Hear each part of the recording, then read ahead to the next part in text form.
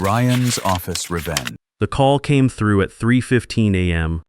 while I was elbow deep in the blast furnace control panel, trying to isolate a cascade failure that had shut down $47 million worth of steel production equipment. My phone buzzed against my hip. I ignored it. Then it buzzed again and again.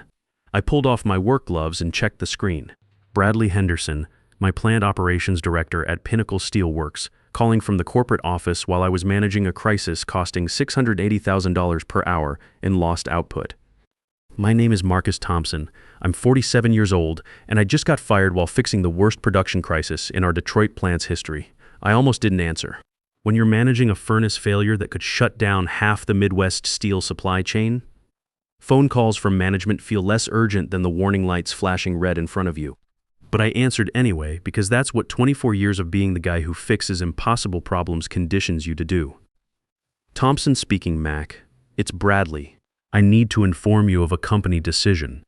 Effective immediately, we no longer require your services as senior production engineer. Your employment is terminated as of today. I looked at the control panel. Temperature gauge on furnace 3 showing 2,847 degrees and climbing past safety limits. Pressure relief valve 7 throwing intermittent readings.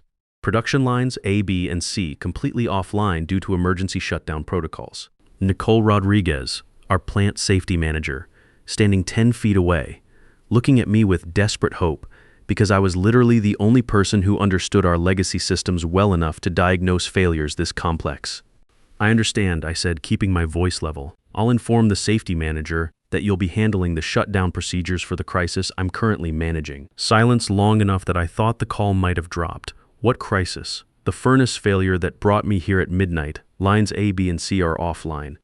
The failure is costing approximately $680,000 per hour in lost production. I'm in the middle of diagnosing a pressure relief system cascade failure. I assume you'll want to send someone else to complete the resolution since I no longer work for Pinnacle Steel. More silence. I could hear him breathing. Mac, let's discuss this after you've resolved the situation. I don't think that's appropriate. You just terminated my employment. I shouldn't be working on Pinnacle projects if I'm no longer a Pinnacle employee. I'll brief Nicole on what I've diagnosed so far and catch the next flight back to Chicago. Or actually, not back to Chicago, since you said not to bother coming back to the office. I'll drive directly home to Michigan. Wait, Mac, let me call you back. He ended the call before I could respond. Let me explain who I am and why that phone call was the most expensive mistake Bradley Henderson ever made. I joined Pinnacle Steel Works in 2000 as a production engineer, specializing in blast furnace automation systems. 24 years of learning that when steel production breaks down, you fix it fast or entire supply chains collapse. Pinnacle designs and maintains high-precision steel production equipment for automotive companies where production line downtime costs hundreds of thousands of dollars per hour and safety failures can kill workers. My role was troubleshooting complex failures in the automated systems that kept our furnaces running. When production crashed and our maintenance team couldn't diagnose the problem, they called me. Over 24 years, I'd responded to 340 emergency production crises across the Great Lakes region. I diagnosed pressure system failures, valve sequencing errors, temperature control malfunctions, sensor drift, mechanical tolerance degradation, and dozens of other failure modes that could shut down multi-million-dollar production equipment.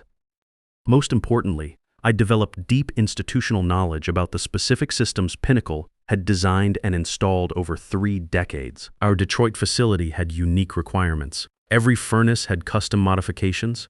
Every system had quirks and edge cases that existed only in my experience-based understanding of how those systems behaved under extreme conditions. That knowledge was what made me valuable. That knowledge was also what Bradley had just eliminated from Pinnacle's available expertise at the worst possible moment. The crisis had started 18 hours earlier. Great Lakes Industrial, one of our largest automotive steel suppliers, had called our emergency hotline reporting that 3 of their 4 production lines had shut down simultaneously due to furnace temperature instabilities. A single production line produced approximately $680,000 worth of automotive-grade steel per hour. 3 lines offline meant they were losing over $2 million per hour in production capacity. Pinnacle's standard protocol for crisis response was to start with remote diagnostics. I spent 6 hours on video calls with their maintenance team, walking them through diagnostic procedures and reviewing system logs. By midnight, I determined this wasn't something that could be resolved remotely. The failure pattern suggested a fundamental issue with the pressure relief system that managed safety protocols for all 3 affected lines. I drove to the Detroit facility. Arriving at 1:30 a.m., Nicole met me at the plant entrance. She looked exhausted. "Mac, thank you for coming. We've been offline for 19 hours. Corporate is asking why we can't fix this ourselves, because this failure pattern involves the legacy pressure compensation system. I need to examine the controllers directly." She led me to the production floor. 3 massive steel production lines, each one approximately 200 feet long, filled with blast furnaces, rolling mills, heat treatment systems, and the automated valve networks that managed everything with precision timing. All silent, all offline, all costing Great Lakes $680,000 per hour. I spent the next hour examining the pressure relief system, reviewing fault logs, testing sensor readings, and tracing the cascade failure pattern. By 3 a.m., I'd isolated the root cause, a software bug in the temperature compensation algorithm that managed pressure relief timing across thermal variations. Here's what happened. Detroit's facility had experienced unusual temperature fluctuations over the past week, ranging from 15 degrees to 73 degrees due to weather variations. The pressure relief system was designed to compensate for temperature-related pressure changes automatically. But the compensation algorithm had a subtle bug that accumulated rounding errors over multiple thermal cycles. After 8 days of temperature fluctuations, the accumulated errors had pushed the pressure relief timing outside acceptable tolerance. The system detected this and triggered emergency shutdown protocols on Line A. Lines B and C were connected to the same pressure manifold and automatically shut down as a safety precaution. The bug was in custom code that Pinnacle had written specifically for Great Lakes installation 7 years ago. That code existed nowhere else. I'd been part of the team that designed and implemented it. I was one of 2 people in the entire world who understood how it worked. Fixing it required modifying the temperature compensation algorithm to reset accumulated errors periodically, updating the furnace control firmware on all 3 production lines, recalibrating the pressure sensors, and then conducting a controlled restart sequence that verified everything was functioning correctly before restoring production. I estimated 12 to 16 hours of work. I started at 3:10 a.m.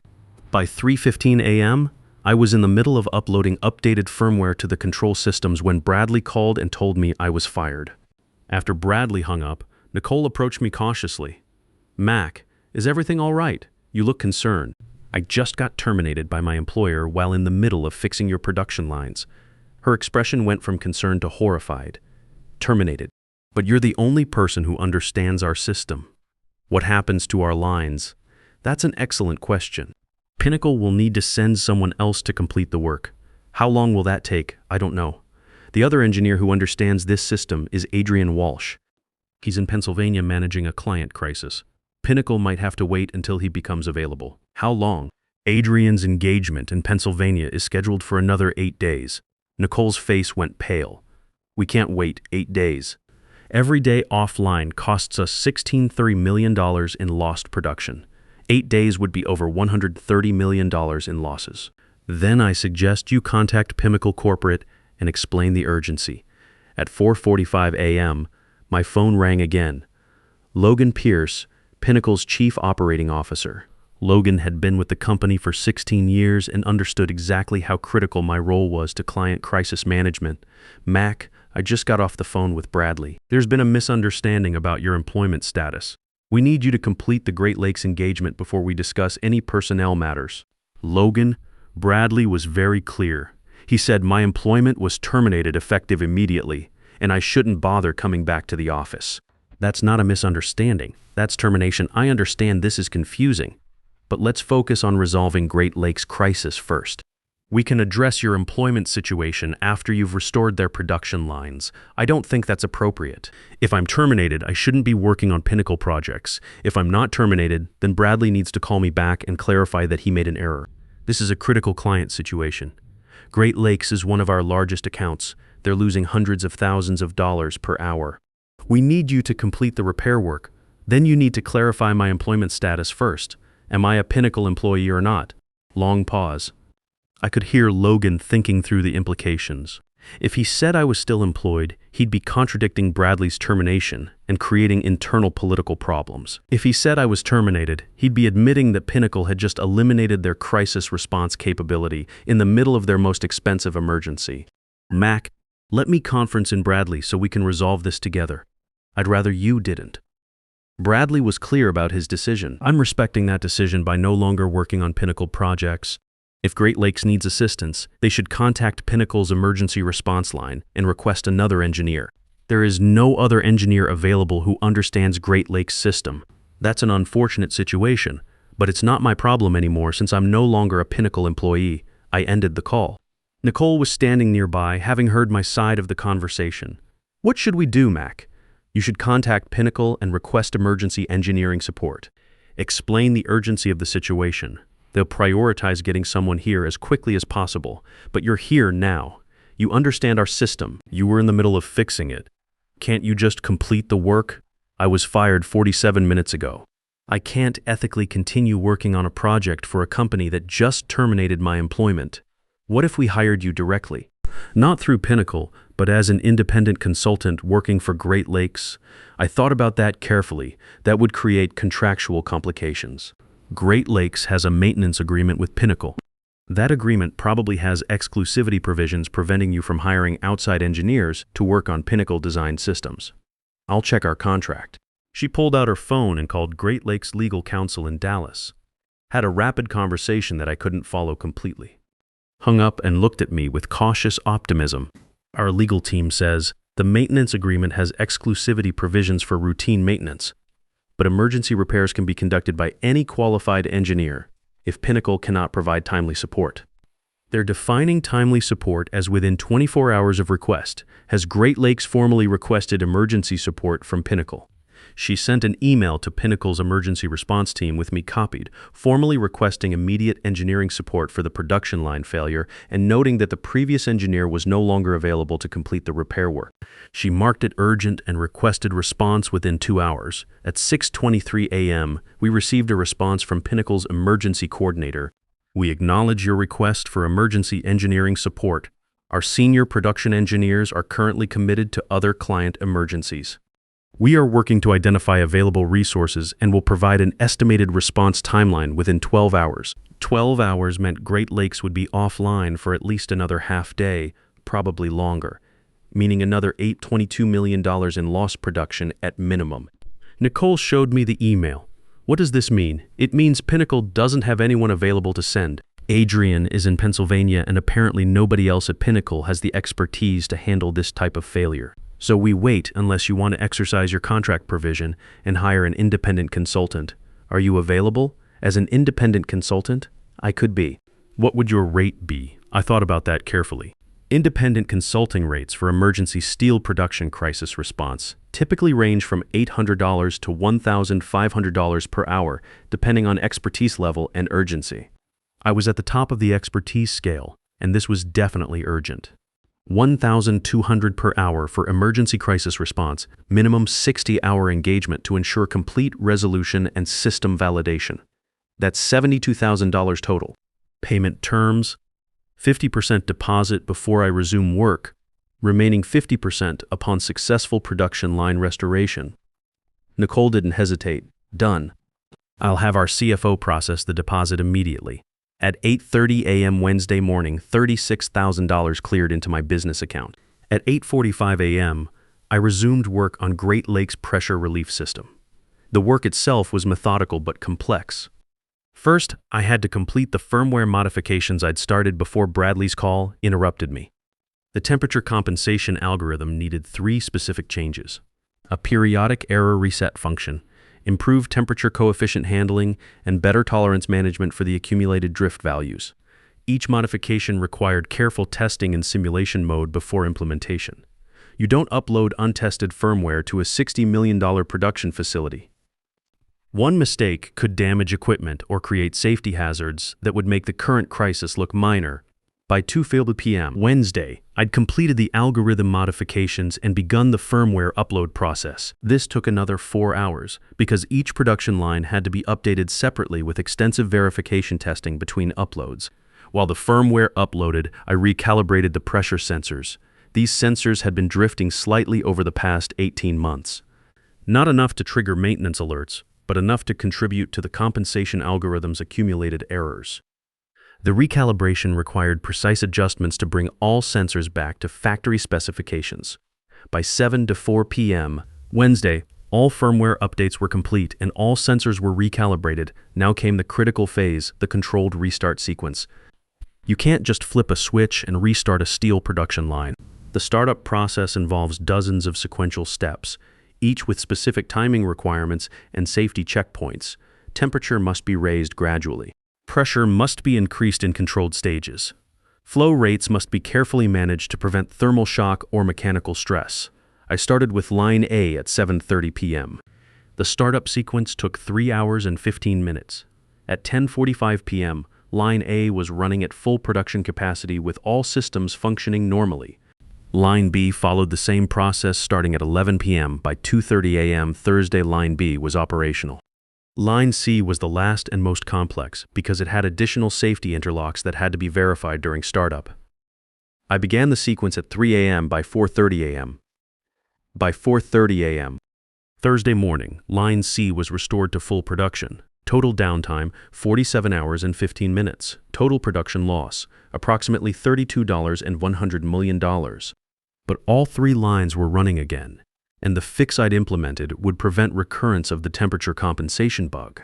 Nicole was watching the production monitors with visible relief as automotive-grade steel began moving through all 3 processing lines. Mac, I cannot thank you enough. You saved us from a disaster that would have been catastrophically worse if we'd waited for Pinnacle to send another engineer. You're welcome. I'll prepare a technical report documenting the failure, root cause, and repair procedures. You should share that with Pinnacle so they can update their systems documentation. Will you be available if we have questions during the follow-up period? Yes, my consulting arrangement includes 30 days of follow-up support for any issues related to this repair. At 5:15 a.m. Thursday morning, I received a call from Logan Pierce. I was back at my hotel, exhausted, but satisfied with the day's work. Mac, I understand you completed the Great Lakes repair work as an independent consultant. That's correct. We need to discuss your employment status. Bradley's decision to terminate you was premature. We'd like to offer you reinstatement with full back pay and benefits. I appreciate that, but I'm declining. I'm now operating as an independent consultant. It's more lucrative, and I have better control over which projects I accept. What does that mean for Pinnacle? You're our most experienced crisis response engineer. It means Pinnacle will need to develop other engineers with similar expertise or accept that your crisis response capability is significantly reduced. That's not acceptable. We have ongoing client emergencies that require your specific knowledge. Then Pinnacle should have considered that before terminating me while I was literally in the middle of managing one of those emergencies. Mac, I understand you're upset about how Bradley handled the situation. I'm not upset, Logan. I'm simply making rational business decisions based on new information. Bradley demonstrated that Pinnacle doesn't value my contributions enough to avoid terminating me during a crisis. I've learned from that demonstration. What would it take to bring you back to Pinnacle? I'm not interested in coming back, but I'm willing to discuss limited consulting arrangements for specific emergencies where my expertise is genuinely necessary. What would those arrangements look like? Pinnacle can retain me as an emergency crisis consultant, $1,500 per hour for active crisis work, $12,000 monthly retainer for availability and consultation, 6-month contract renewable at my discretion. I work remotely unless travel is absolutely necessary, and travel time is billed at the active crisis rate. Silence while Logan processed the numbers. My previous salary as senior production engineer had been $160,000 annually. I was now proposing a consulting arrangement that would cost Pinnacle approximately $144,000 annually just for the retainer, plus potentially hundreds of thousands more if they actually needed me for crisis response. That's significantly more expensive than your previous compensation. That's correct, but it's less expensive than what happened at Great Lakes when you didn't have me available. They lost $32.1 million during 47 hours of downtime. They would have lost over $130 million if they'd waited 8 days for Adrian to become available. My consulting rate is expensive. My absence is more expensive. I need to discuss this with executive leadership. Take your time. I'm not going anywhere. Over the next 8 weeks, I received 12 emergency calls from former Pinnacle clients experiencing steel production crises. Each call followed the same pattern. Critical production failure. Pinnacle couldn't send an engineer quickly enough. Could I help as an independent consultant? I helped all 12 clients. Total consulting revenue, $420,000 for 8 weeks of work. Word was spreading fast in the steel production industry. The calls weren't just about money. These plant managers had worked with me for years through Pinnacle. They knew my capabilities and trusted my expertise. When their facilities faced critical failures, they wanted someone who could solve problems quickly and correctly the first time. By October, companies that had never worked with Pinnacle were calling me directly. Plant managers talked to each other at industry conferences. My name came up in conversations about emergency response and crisis management. The reputation I'd built over 24 years was now working for me instead of for Pinnacle. Mr. Thompson, this is Patricia Wells at Midwest Steel Processing. We've got a cascade failure in our rolling mill control system. Our maintenance team can't isolate the problem, and we're losing $420,000 per hour. Can you help us? These calls became routine. Emergency consulting work paid well, but the real value was in long-term relationships. Companies started asking if I'd be available on retainer for future emergencies. By November, I had consulting agreements with 14 different steel production facilities across Michigan, Ohio, Pennsylvania, and Indiana. Each wanted guaranteed access to my expertise when they needed it. Combined retainer revenue, $84,000 monthly, approximately $108 million annually, plus additional project fees for actual crisis work. The retainer contracts were smart business for everyone involved. The steel plants got priority access to specialized expertise. I got steady income and advanced notice of potential work. Everyone understood the value proposition. In November, Pinnacle formally offered me the consulting arrangement I'd proposed to Logan. $1,500 per hour for active work, $12,000 monthly retainer, 6-month renewable contract. I accepted because it was additional guaranteed revenue, and Pinnacle still represented a reliable source of emergency work. That same month, Bradley Henderson was terminated. The board had finally calculated the total cost of his decision to fire me during the Great Lakes crisis. The final tally was devastating for Pinnacle. Great Lakes had reduced their annual maintenance contract by $1.2 million, citing concerns about Pinnacle's crisis response capability. 6 other clients had similarly reduced their contracts after hearing about the Great Lakes situation, costing Pinnacle another $2.8 million in annual revenue. Pinnacle had paid premium rates to reassign Adrian from Pennsylvania and fly him to 3 emergency sites I would normally have handled, incurring $240,000 in expedited travel and overtime costs. The company was now paying me $144,000 annually in retainer fees, plus crisis rates that were nearly 10 times higher than my previous hourly compensation when calculated from my annual salary. Total cost to Pinnacle, approximately 4 times $7 million in direct losses, reduced contracts, and increased consulting expenses, all traceable to Bradley's decision to fire me at 3:15 a.m. While I was fixing a $60,000–$80,000 per hour crisis, Logan called me in December with news of Bradley's termination. Mac, I want you to know that Pinnacle has restructured our engineering management. Bradley is no longer with the company. We've learned from this situation. What have you learned? That institutional knowledge has value that isn't captured in salary comparisons. That crisis response capability requires deep expertise that can't be quickly replaced. That decisions about personnel should consider operational impact, not just budget line items. Those are expensive lessons, but important ones. We'd like to discuss bringing you back as a full-time employee. We're prepared to offer significantly improved compensation and a formal role as Director of Crisis Response Engineering. I appreciate that, but I'm earning more as an independent consultant than I ever did as a Pinnacle employee, and I have better work-life balance because I choose which projects to accept. Why would I give that up to return to a company that demonstrated it doesn't value expertise until after eliminating it? Because you built your career at Pinnacle. Because we value your contributions now. Because we want to make this right. Logan, you can make this right by continuing our consulting arrangement and by valuing your remaining engineers appropriately. Don't repeat with someone else what Bradley did to me. We've learned from the $427 million lesson. I stayed independent. By December 2024, I was managing 14 long-term consulting relationships with steel production facilities across 4 states. Annual revenue was approaching $1.1 million. I was working approximately 60% of the hours I'd worked at Pinnacle, while earning nearly 7 times my previous salary. More importantly, I was respected and valued.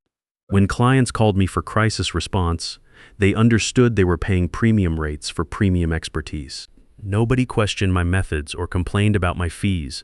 They'd all seen what happened when production systems failed and specialized knowledge wasn't available. The most dangerous employee to terminate isn't the one who complains or threatens to quit. It's the specialist who's literally solving a crisis that nobody else understands when you decide their position is expendable.